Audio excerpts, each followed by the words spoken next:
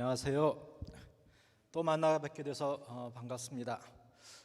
오늘은 한 30분에서 길면 40분 안에 끝나지 않을까 싶습니다.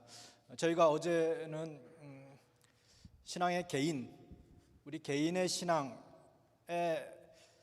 중요한 지점이 무엇인가를 생각했다면, 오늘은 개인을 넘어서 우리가 이루는 교회 공동체에 대해서 한번 생각해 보려고 합니다.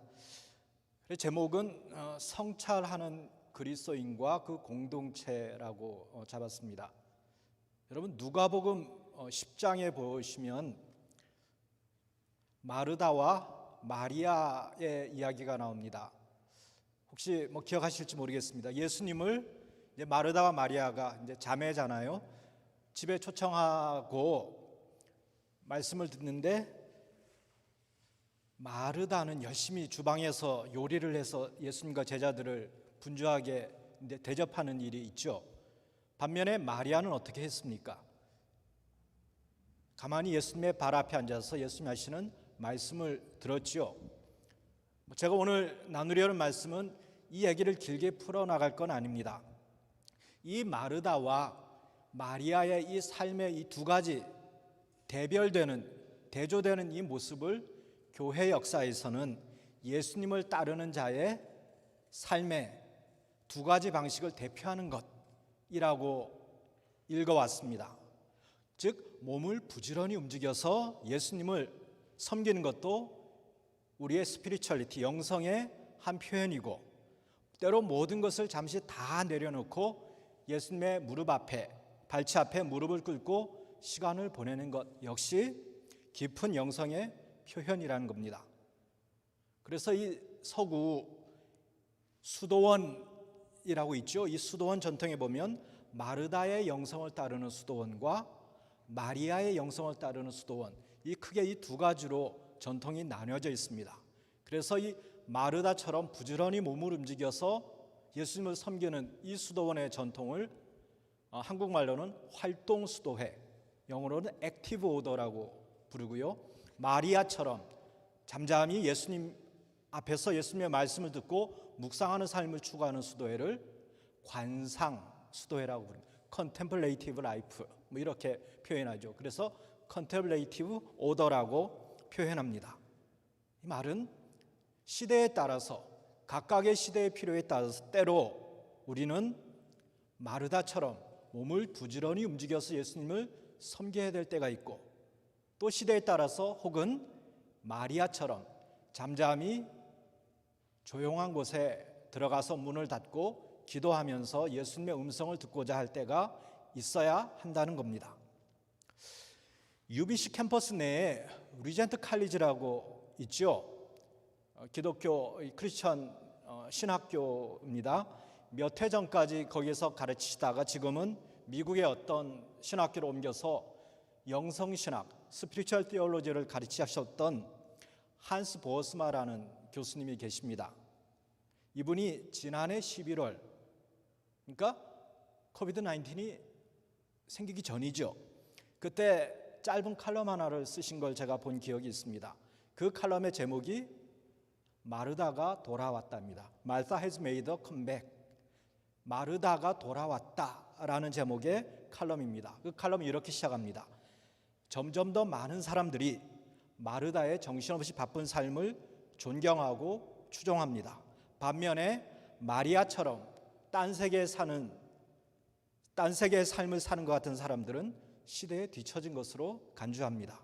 제가 말씀드리고자 하는 것은, 이렇게 성경의 우선순위가 뒤집어진 것은 근대화의 결과입니다.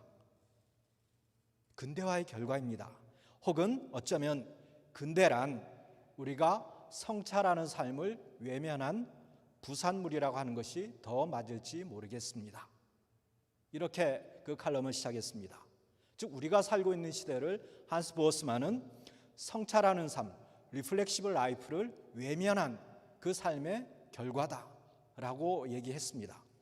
한스 보스마의 이 말을 뒤집어 보자면, 오랜 교회 전통에서는 마리아와 같이 성찰하는 삶을 사는 것, 이것이 우선되는 시대였다는 겁니다.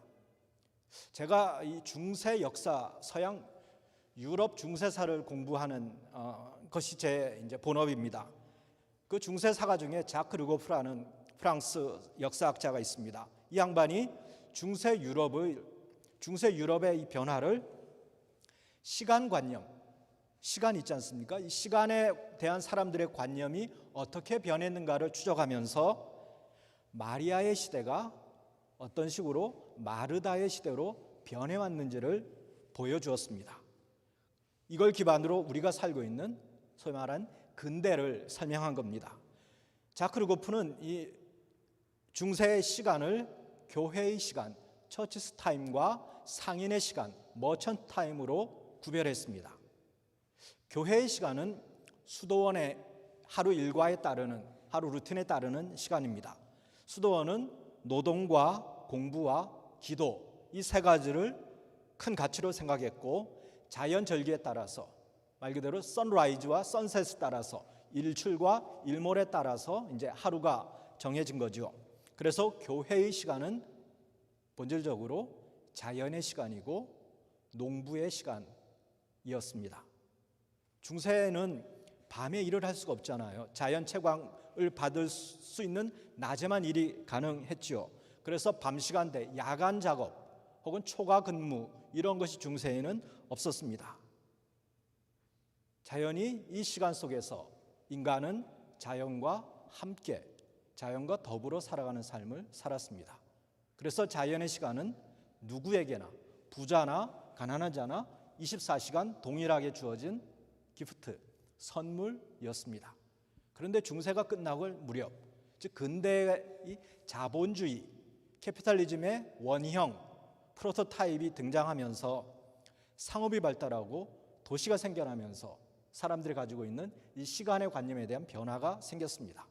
과거에는 자연의 날씨, 일출과 일몰을 기준으로 정해졌던 이 관념이 이제는 사람들이 이제 농사만 짓는 것이 아니라 뭡니까? 옷을 만들거나 구두를 수선하는, 그래서 사고 파는 이런 자본주의 상업이 발달하면서 시간이 늘어난 거죠. 예컨대 수공업은 야간 작업이 가능했죠. 촛불을 켜놓고 야간 작업을 할 수 있습니다. 그래서 일하는 시간이 늘어나고 자본가들은 노동자, 이 근로자들의 노동 시간을 관리하기 위해서 각 작업장마다 시계를 비치하게 됐습니다. 이제 자연의 시간을 기반으로 했던 교회의 시간은 상인들이 인위적으로 만든 시간에 자리를 내주게 됐습니다. 근데 중세 유럽 교회에서 상인들에게 경계했던 것 중에 하나는 시간을 담보로 잡고 부를 축적하는 행위였습니다. 즉 우리가 한번 생각을 해보죠. 시간을 담보로 잡고 부를 축적하는 행위, 너무 어려운 표현인가요? 즉 시간이 지남에 따라서 자연스럽게 내가 부자가 될 수 있는 구조, 어떤 게 있을까요? 돈을 빌려주고 시간이 지남에 따라서 높은 이자를 받는 것, 우리가 고리대금업이라고 그러죠. 이것이 대표적인 방식이죠. 오늘날은 어떻습니까?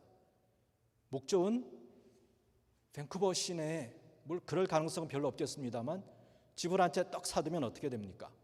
시간이 지남에 따라서 자연스럽게 돈을 벌게 되겠죠. 우리의 드림 아닌가요? 이런 방식들, 이걸 이제 우리가 일하지 않고 얻는 소득, 그래서 불로소득이라고 표현합니다. 근데 교회는 이런 불로소득, 일하지 않고 얻는 소득을 금지했습니다. 왠가 하면 시간은 돈이 아니라 하나님이 누구에게나 주신 선물이었기 때문이죠. 그런데 상인 계층이 막 활발하게 늘어나면서 돈을 벌 목적으로 시간을 활용하면서 자연의 경계, 종교가 한 경계를 넘어서게 됐습니다. 그래서 시간을 돈으로 환산하는 이 관념이 중세 말을 향하면서 생겨나게 됐습니다. 이 시기에 우리가 말하는 소위 르네상스형 인간이라는 표현이 있습니다. 이 사람들은 시간을 잘 관리해서 돈을 잘 버는 사람들, 나타낸 것입니다. 그래서 상인들의 필수품, 예전에는 작업장에만 비치됐던 그 상인들의 필수품 중에 하나가 시계가 됐습니다. 자연히 마리아처럼 특정한 시간을 따로 뚝 떼어서 말씀을 묵상하고 기도하고 성찰하는 삶을 사는 사람들은 관심 밖으로 밀려나게 됐습니다. 이제 시간은 하나님의 선물이 아니라 우리의 몸이나 우리의 재산과 같이 관리하고 가꿀 재화, 자산, 에셋이 된 것이죠. 마르다처럼 이리저리 부지런히 몸을 움직이고 최대한 시간을 아껴서 일을 하는 것이 가장 중요한 가치라고 인정받게 됐습니다. 막스 베버라는 19세기의 종교사회학자가 있습니다. 이분이 쓴 프로테스탄트 윤리와 자본주의 정신이라는 책이 있는데요. 어떻게 이 시간의 관념의 변화가 사람들의 종교적 관념의 변화를 끌어냈는가를 잘 포착해서 얘기해 줍니다. 자, 우리가 한번 생각해 보죠. 프로테스탄트, 우리 종교의 윤리, 프로테스탄트 에틱과 스피리추얼, 자본주의 정신, 캐피탈리즘의 스피릿, 이게 같다고 우리가 볼 수 있을까요? 사실은 누구도 쉽게 자본주의와 종교가 같다라고 얘기하지는 못합니다. 언뜻 보기에 이 두 가지를 서로 인정하는 것, 즉 자본도 긍정하고 영성도 긍정하는 것, 이건 상호 모순적으로 보이죠. 그런데 베버가 이 연구를 시작할 때 그는 종교개혁이 일어나고 근대가 막 형성되던 16세기와 17세기의 네덜란드나 벨기에처럼 해상무역과 어떤 이 교역이 활발하던 지역을 이제 사람들을 분석했는데 그 지역의 부자들이 대부분 개신교도들이었다라는 걸 알게 됐습니다. 그리고 이걸 주목했습니다. 그리고 개신교가 등장하면서 우리가 보통 그런 표현을 하죠. 무엇을 하든지 하나님의 영광을 위하여 하라. 그리고 우리가 최대한 이 땅에서 금욕적인 전략하는 삶을 살면서 나 자신을 하나님께 드리라. 이게 어떤 나쁜 의도가 있거나 어떤 그 속에 다른 의도가 있는 것이 아니라 진정한 종교적인 가치이지요. 근데 자연스럽게 열심히 일을 하면 그냥 한량처럼 노는 사람들보다 돈을 더 잘 벌게 되고 더 잘 살게 되는 것은 당연하지 않겠습니까? 그래서 점차로 이런 이 개신교도들의 마음속에 들어온 가치가 하나님의 부르심, 우리가 vocation 혹은 calling이라고 하죠. 하나님의 부르심 안에서 쉬지 않고 열심히 일하는 삶, 이런 사람들이 바로 하나님으로부터 선택받은 사람들이다라는 관념이 생겨나게 됐습니다. 그 자연히 개신교 지역이 이제 부유하게 된 거죠. 근데 이러면서 종교는 또 다른 딜레마에 부딪히게 됩니다. 그게 뭔가 하면 신앙적으로 열심히 절제하고 시간을 효율적으로 사용하면서 부딪힌 딜레마는 그러면서 우리 사람들 속에 있는 세속적 욕망을 신앙이라는 것으로 포장하는 이런 게 가능하게 된 거죠. 그래서 이 세상에서 내가 성공하는 삶을 통해서 하나님의 함께 하심을 드러내고 하나님의 부르심을 확인해야지 하는 그 개인의 욕망이 종교적인 용어로 포장돼서 드러나게 됐습니다. 그래서 이 시대를 연구하는 한 뉴질랜드의 소머스 브렘너라는 역사학자가 자본주의가 활발하게 꽃피우던 17세기 유럽의 개신교 국가의 자본가들에게서 한 질병이 등장했다고 분석했습니다. 그 질병이 근대의 불면증이라는 질병입니다. 불면증, 인솜니아라고 아시죠? 잠을 자지 못하는 불면증이 뭔가요? 이 자본가들은 시간을 가장 최대로 효율적으로 활용하고 싶었는데 불면증은 시간을 최악으로 가장 비효율적으로 소비하는 방식이죠. 이런 일이 생겨났다는 겁니다. 그런데 근대에 들어온 이런 마르다의 삶의 가치를 추종하는 이런 흐름은 쉽게 꺾이지 않았습니다. 사실 요즘도 마찬가지죠. 국가를 포함해서 어느 누구도 우리를 책임져 주지 못하는 이런 시대, 우리가 신자유주의 시대라고 이제 표현을 하죠. 이런 신자유주의 시대 속에 살면서 우리 개인의 삶은 훨씬 더 많이 쫓기게 됩니다. 더 이상 그래서 내가 어떻게 통제할 수 없는 이 사회나 경제 구조 같은 메타 내러티브라고 하죠. 거대 담론, 이런 데 관심을 기울이는 것은 시간 낭비라고 사람들이 생각하게 됐습니다. 그리고 궁극적으로 얼티밋하게 정말 우리가 해야 될 것은 뭐냐? 내 역량을 키워서 성공해야 된다라는 결론을 이제 우리에게 주입하는 거죠. 오늘 저희가 읽었던 본문인 요한복음 5장을 보면 사실 저는 우리가 살아가는 이 사회의 모습을, 이 사회의 구조를 아주 잘 반영한다고 생각합니다. 오늘 본문에 보면 예수님이 유대인의 명절에 예루살렘에 오셔서 어디로 가십니까? 베데스다라는 연못가를 방문하셨죠. 근데 베데스다라는 말은 은혜의 집, 자비의 집이라는 뜻이랍니다. 왠가 하면 그 안에 여러 이제 의술로 고칠 수 없는 불치병자들이 그 안에 쭉 있는데 갑자기 물이 이제 부글부글 끓기 시작하면 그 연못에 가장 먼저 들어가는 한 사람은 어떤 병에 걸렸든지 낫게 되는 것 때문에 사람들이 이 연못을 자비의 집, 은혜의 집이라고 불렀죠. 이거 언뜻 생각해 보면 그렇죠. 그 안에는 나이가 많건 적건, 뭐 남자건 여자건, 또 사회적 지위가 높건 낮건 어떤 사람이든지 병 나을 기회가 열려 있다는 점에서 베데스다 목가는 자비의 집이죠. 하지만 연못 물이 움직일 때, 물이 부글부글 끓을 때 가장 먼저 못에 들어가는 단 한 사람만이 나음받는다는 점 때문에 이 베데스다 연못은 치열한 경쟁이 생길 수밖에 없습니다.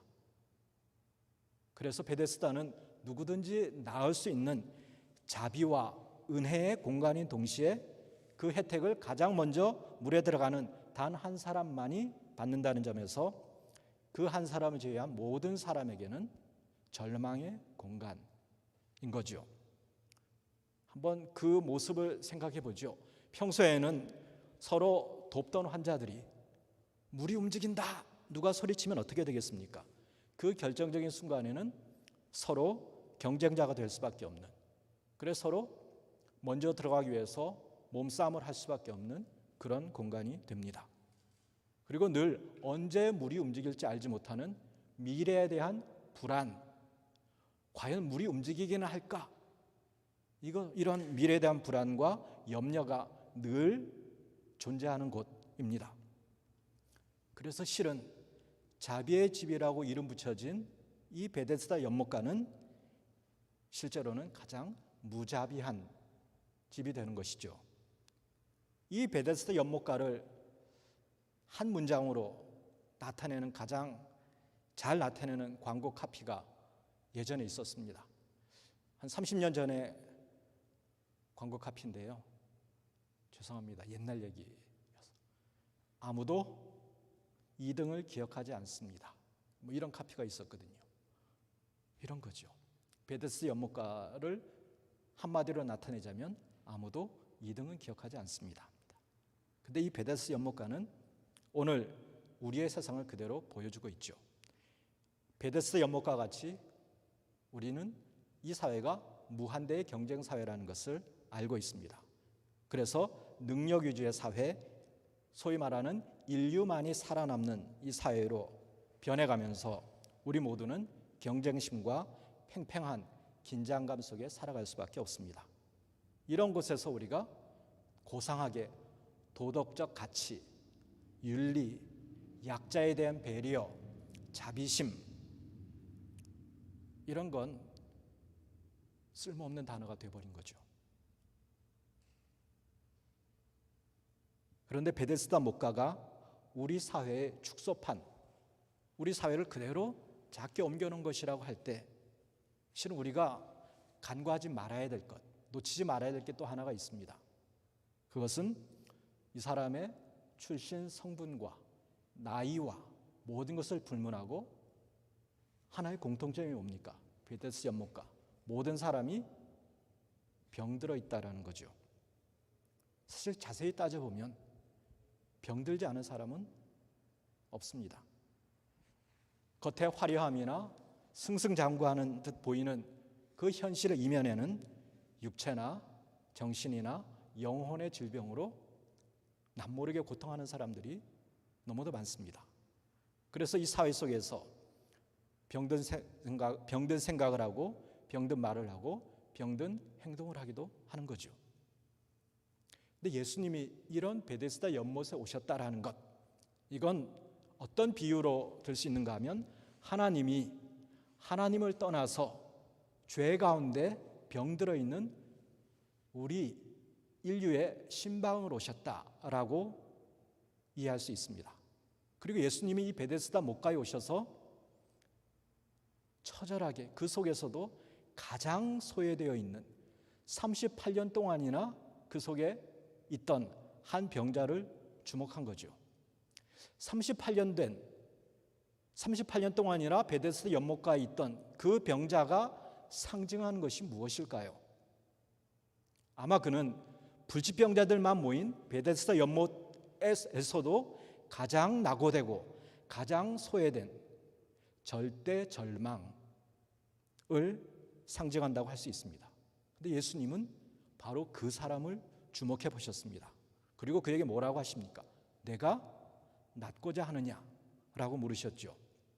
사실 예수님은 베데스다 목가에 오셔서 현실에 같이 마음 아파하고 탄식하고 분노하실 수 있으셨죠. 근데 예수님이 하신 방식을 우리가 곰곰이 따져보면 예수님은 베데스다 연못가가 규정해 놓은 그 규칙에 종속되지 않으셨습니다. 즉 예수님은 그 38년 된 병자에게 내가 가장 먼저 물에 들어가기를 원하느냐 이렇게 묻지 않으셨거든요. 뭐라고 물으셨습니까? 내가 낫고 싶으냐라고 물으신 거죠. 사실 우리는 짜여진 프레임, 틀 속에서만 생각하고 행동합니다. 왜냐하면 그 현실의 구조, 이건 내가 아무리 발버둥 쳐도 극복할 수 없는 수학의 상수라고 있죠. 컨스탄트, 상수라고 생각하기 때문이죠. 근데 예수님은 내가 낫고자 하느냐라고 물으셨죠. 이 말은 예수님은 우리가 처한 그 구조, 상수라고 생각하는 그 구조 너머를 보시는 분이라는 겁니다. 이 예수님은 자비의 주님이시죠. 그 인간 사회, 죄로 인해 생긴 인간 사회의 잘못된 구조를 넘어서기 위해서 이 땅에 오신 하나님이신 거죠. 그리고 무엇보다 우리가 이 예수님을 알 때 우리는 비록 베데스다 연못가와 같은 현실 세상에 자리를 잡고 살아가지만 이 세상의 구조 속에서 절망하고 드러눕지 않을 수 있다는 겁니다. 제가 여기서 한번 생각해 보고자 하는 건 과연 이렇게 병 낫는 것, 병 낫는 것이라고 표현하건 구원이라고 표현하건 이런 것을 개인적인 것으로만 이해해야 될까 하는 점입니다. 자, 한 절망적인 환자가 무한 경쟁의 연못가에서 운 좋게 나았다라는 것으로만 우리가 이 본문을 해석한다면 또 다른 예수님 안에서 승리했습니다, 이 간증 이상을 넘어서지는 못할 겁니다.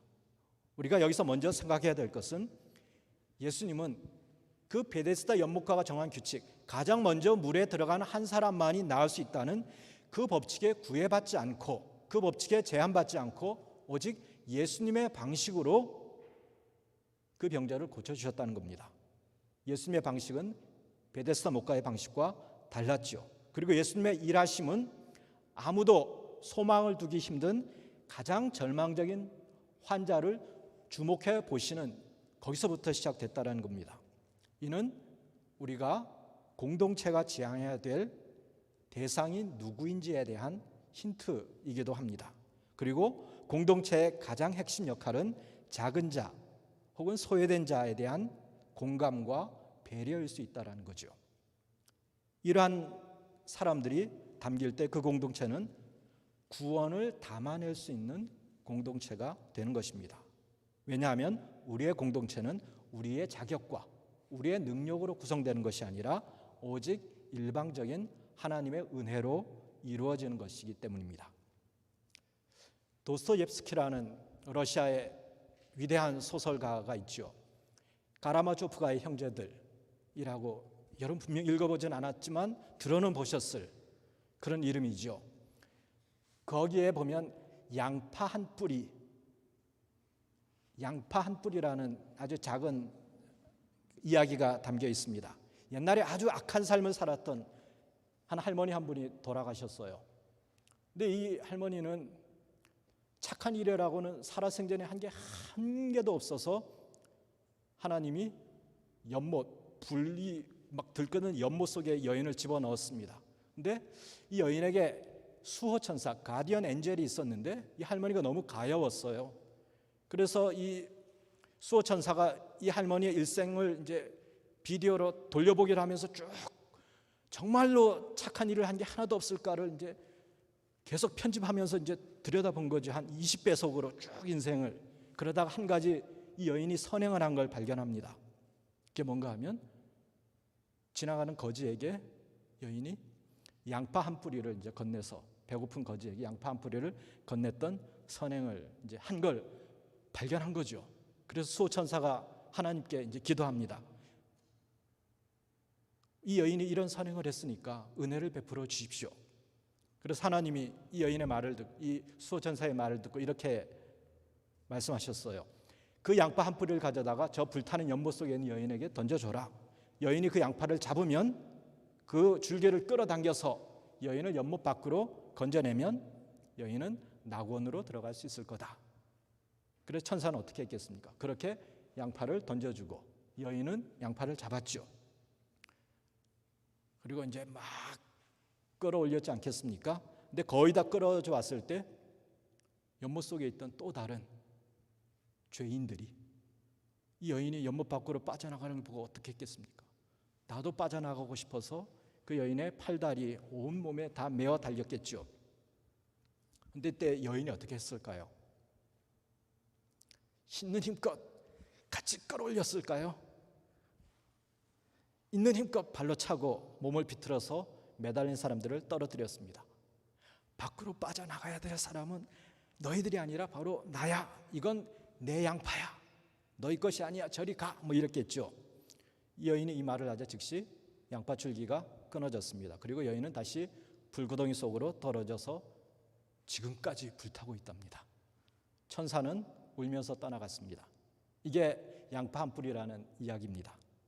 자, 우리가 일반적으로 이제 상식적으로 생각해 볼 때 이 한 할머니에게 구원을 받을 수 있는 이유, 근거가 된 건 양파 한 뿌리를 건넨 선행이지만 하나님이 정말 그것이 선행답다라고 여겨서 구원하려고 했던 건 아닐 겁니다. 도리어 이건 정말 착한 일이라고 할 수조차 없는 그 양파 한 뿌리를 통해서라도 구원을 얻을 수 있다라는 것은 구원이란 전적으로 하나님의 은혜라는 걸 이제 역설적으로 패러독시컬하게 보여주는 거죠. 그리고 이게 바로 여인이 구원을 잃어버린 이유기도 하죠. 만약 양파 한 뿌리가 정말 구원을 받을 만한 이유가 됐다면 발로 걷어차던 밀어내던 여인은 구원을 받았겠죠. 하지만 여인은 전적으로 하나님의 은혜로 구원을 얻었음에도 불구하고 그 은혜를 잊어버리고 내 양파에 다른 사람들이 같이 매달리는 것을 받아들이지 못했기 때문에 같이 멸망한 거죠. 아마 모르긴 몰라도 그 여인이 그때라도 그 다른 사람들을 영접하고 함께 매달려서 불구덩이 밖으로 나오려고 했다면 모두가 다 구원의 기쁨을 누렸을 겁니다. 이 불타는 연못의 비유와 요한복음 5장의 베데스다 연못의 비유는 다른 듯하지만 매우 유사합니다. 예수님이 베데스다에서 가르쳐 주신 바는 가장 먼저 못에 들어가는 자만 낫는다는 그 현실이 제시하는 1등의 기준이 아니었습니다. 마찬가지로 하나님의 은혜는 아무런 자격 없는 양파 한 뿌리의 선행밖에 없는 그런 사람에게도 임하는 것이라는 겁니다. 즉 그 은혜를 진정 깨닫는가, 그리고 그 은혜를 누리는가, 이 비밀은 실은 내가 받은 그 은혜를 주위에 다른 사람에게 서로 나누어 줄 수 있는가, 여기에 달려 있는 거죠.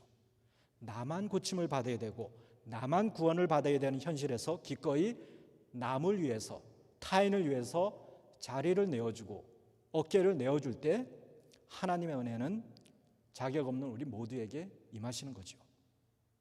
우리는 너무나 당연하게 구원은 개인에게 주어지는 거라고 생각합니다. 그런데요, 구약 성경을 읽어보면 구원이나 심판은 특정한 개인에게 임하는 것이기도 했지만 이스라엘이라는 공동체 전체에 내려지는 것이기도 했습니다. 즉 구원이 개인적인 것인 동시에 공동체적인 것일 수 있다는 거죠. 그렇다면 구원의 공동체는 어떻게 유지될 수 있을까요? 양파 한 뿌리의 가르침에서 보자면 구원은 우리에 맞지 않는 사람을 배제하는 것에서 얻게 되는 게 아니라 아무런 가치 없는 사람들마저도 포용할 때 유지되는 것이라는 거죠. 나도 죄인이지만 나만 이 구원의 자격이 있고 다른 사람은 없다라고 외치는 순간 그 여인처럼 다시 우리는 나락으로 떨어지는 겁니다. 이를 조금 더 확장해 보면 신앙이란 개인적인 것인가 아니면 공동체적인 것인가 공적인 것인가라는 질문과도 연결됩니다. 물론 우리는 이 기독교 신앙이 예수님을 통해서 내가 구원을 받고 하나님의 신비를 체험하는 것이라는 점에서 개인적인 것이 아니다라고 전혀 할 수 없습니다. 개인적인 것이 분명 맞죠. 그렇지만 이 개인적이라는 것은 실은 여러 가지 레이어가 있다라는 겁니다. 어제 두 번째 시간에 제가 이 얘기를 잠깐 드렸습니다만 신앙을 개인적인 것이라고 할 때 퍼스널이나 프라이빗이라는 단어로 우리가 옮길 수 있습니다. 같기도 하고 다르기도 해 보인 이 단어는 그 반대말을 생각해 볼 때 조금 더 뚜렷해진다고 그랬죠. 퍼스널의 반대말은 임퍼스널이 되겠고 프라이빗의 반대말은 퍼블릭이 될 수 있을 겁니다. 만약 신앙을 퍼스널한 것이라고 한다면 이것은 인격적인 관계를 말합니다. 퍼스널이란 말의 이 법적인 어원은 본래 로마에서 소송을 주고받을 수 있는 자격을 갖춘 개인을 의미했습니다. 그러니까 여기에서 퍼스널, 이 개인이라는 말은 반드시 대등한 인격적인 관계가 전제되는 것이죠.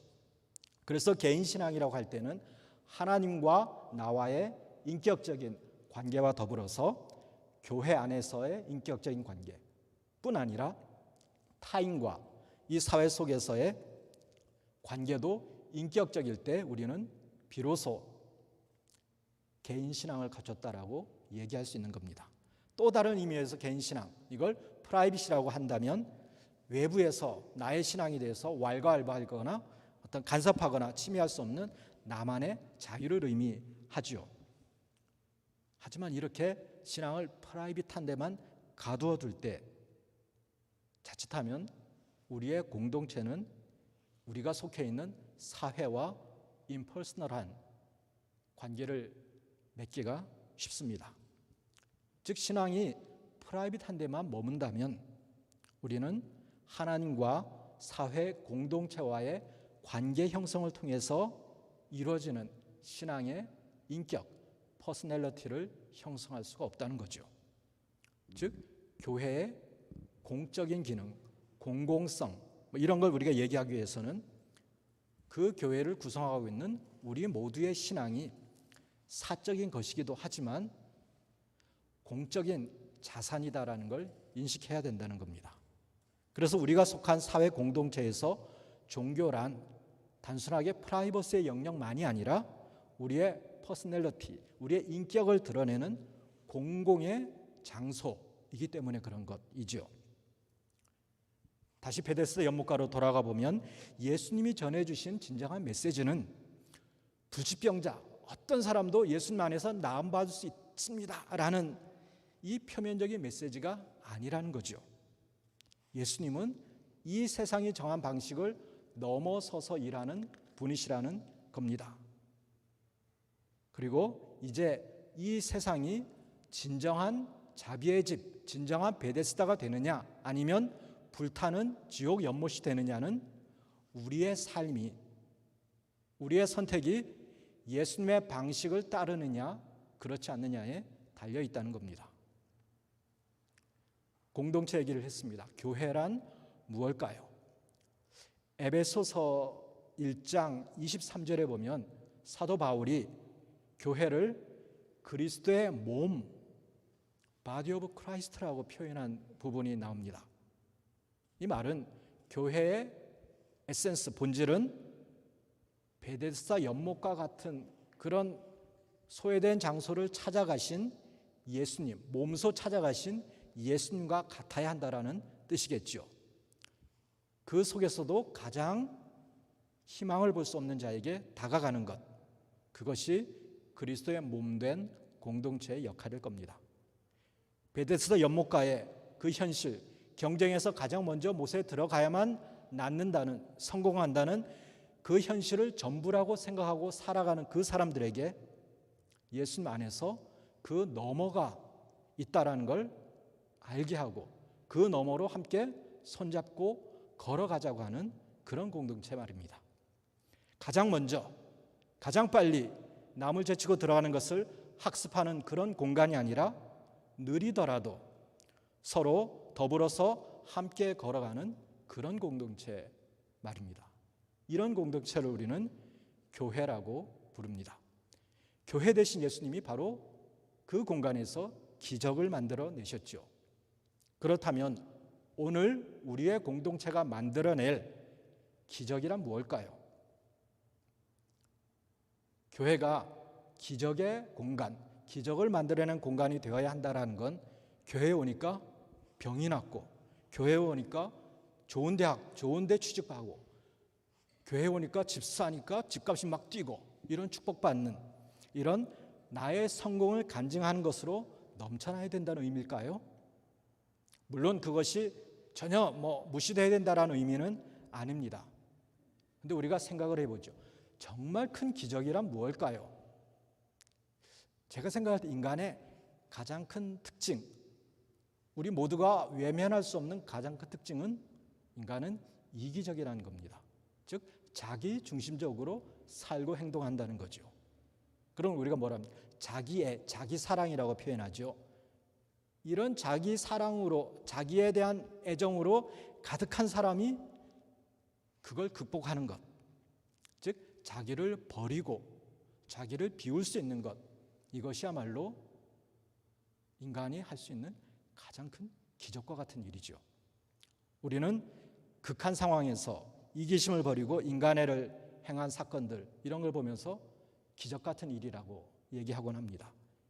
바로 예수님이 인카네이션, 육신을 입고 이 땅에 오신 그 자체가 기적인 이유는 하나님이신 예수님이 자신을 버리시되 아주 가장 낮게 자신을 버린 사건이기 때문입니다. 그래서 서로 다른 여러 문제를 안고 있는 베데스다와 같은 우리의 현실에서 경쟁할 수밖에 없는 이 현실에 우리가 살지만 그 현실의 압박에 넘어지지 않고 그 속에서도 소외된 사람, 낮은 사람들을 서로 보듬어서 살아가는 것. 그래서 경쟁에서 승리하는 것만이 우리가 간증할 기적이 아니라 평화로울 수 없는 이 사회 속에서 평화를 만들어낼 수 있는 것, 이것이야말로 진정한 기적이라고 할 수 있습니다. 우리는 신자유주의 시대라고 하는 이 시대 역시 여전히 상인의 시간이 지배하는 시대에 살고 있습니다. 우리 한번 생각해 볼까요? 노동자들이 노동한 대가는 뭡니까? 시간당 페이로 계산되죠. 내가 시간당 20불을 버냐, 30불을 버냐, 100불을 버냐로 계산되죠. 근데 그들이 스트라이크, 파업을 할 경우에 자본가들이 막 손해배상을 청구할 때는 뭡니까? 자본가가 입었다는 손실을 기준으로 그 금액이 엄청나게 커져버리죠. 사실은 이 모순의 시간을 우리는 살고 있는 것이거든요. 그래서 우리는 끊임없이 이 모순의 시간 속에서 나의 시간당 단가, 노동 단가를 높이는, 그래서 나의 가치를 높이는데 모든 것을 전력하라고, 모든 힘을 쏟으라고 요구받고 있습니다. 그렇지만 우리는 알거든요. 그렇게 해서 높여가는 그 웨이지로 인한 소득의 증가분과 땅과 건물이라는 자본이 일하지 않고 시간이 지남에 따라서 벌어들이는 소득과는 결코 비교가 되지 않죠. 그럼에도 우리는 주어진 시간을 효율적으로 활용해야 된다는 미명하에 자본가들이 정한 시간에 여전히 강박과 같이 묶여 있습니다. 앞서 16, 17세기에 자본가들은 불면증을 겪었다고 그랬죠. 그건 특권층이 겪던 질병이죠. 근데 요즘은 어떻습니까? 그 근대의 불면증이 현대에 와서는 대다수의 사람들이 겪는 일반적인 사회 질환이 됐습니다. 이런 시대 속에서 교회 공동체 역할이 무엇일까요? 무엇이 되어야 할까요?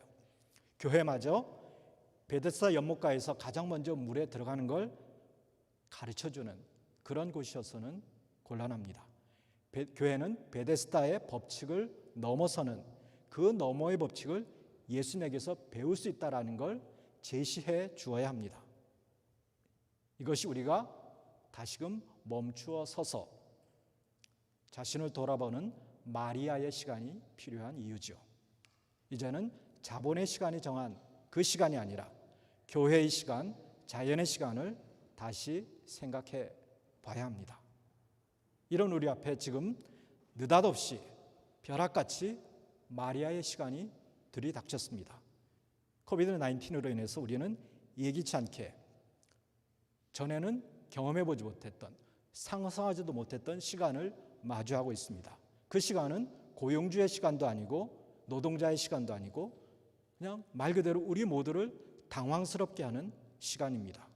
이 벼락 같은 사건이 우리가 일상적으로 해오던 모든 것을 강제적으로 멈춰버렸습니다. 우리 모두는 앞으로 어찌 될지 모르는 불안 속에 살고 있습니다. 당장 먹고 사는 문제, 현실 문제에 대한 압박이 우리를 옥죄어 옵니다.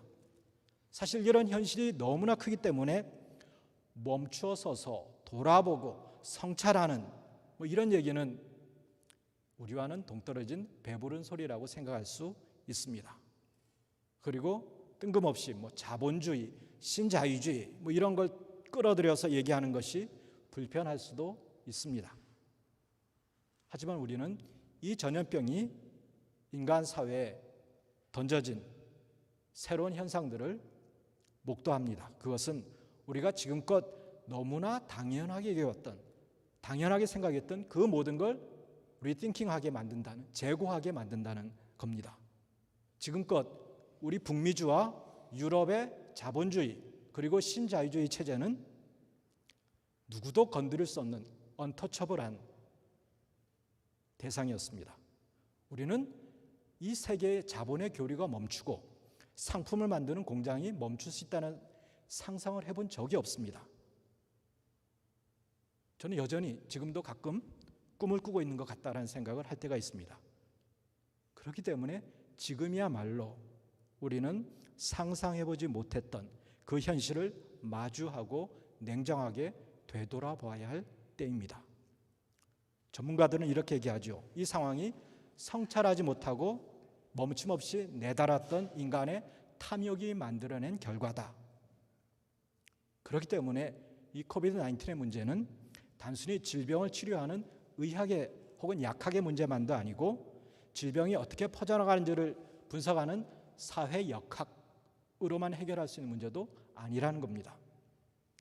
이것은 반드시 우리의 삶의 태도, 우리의 삶의 방향을 결정하는 우리의 신앙적인 고민과 성찰이 덧붙여져야 되는 종교의 문제라는 것이죠.